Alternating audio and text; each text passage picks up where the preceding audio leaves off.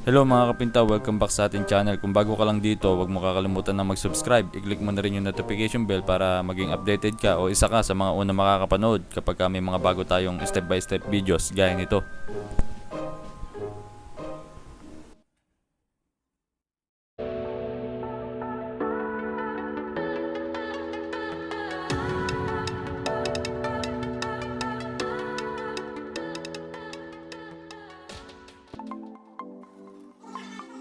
Ngayon, ang gagawin natin ay gagawa tayo ng ating wood stain upang makagawa tayo ng ating artificial wood grain o yung peking haspi. Ang mga gamit natin dito ay mga oil tinting color, burnt umber at lamp black. Ihahalo natin ito sa ating paint thinner. Kung matatandaan nyo, kamakailan lang ay gumawa tayo ng video tungkol sa mga plywood.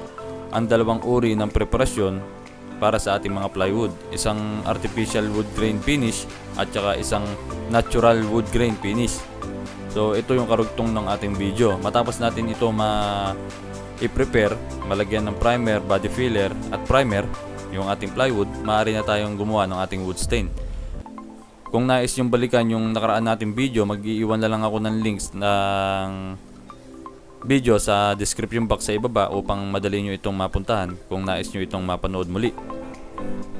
So matapos natin itong matimpla, ipapahid lang natin ito direkta doon sa ating plywood. Ang gagawin nating kulay dito ay iba doon sa nauna. Mas maitim ito, kumbaga dark finish yung gagawin natin.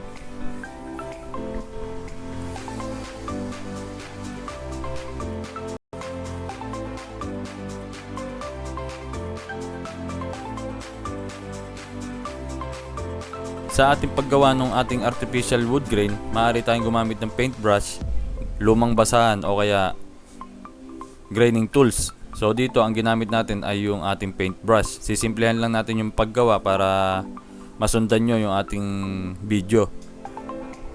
So matapos natin maipahid yung ating wood stain, mag-aantay lang tayo ng 5 minutes bago natin ito maaaring gawan ng ating design. Kaya tayo nag-aantay ng 5 minutes para bago tayo gumawa ng ating design dahil yung ating wood stain ay basa pa.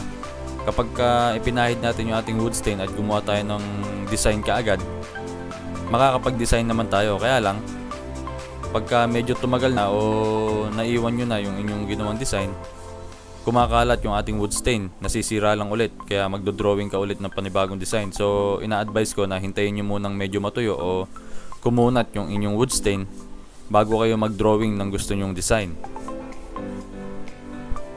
So matapos tayo makapag-design ng ating artificial na wood grain, mag-aantay lang tayo ng 2 hours at iipitan na natin ito ng lacquer sanding sealer ng hanggang 2 patong.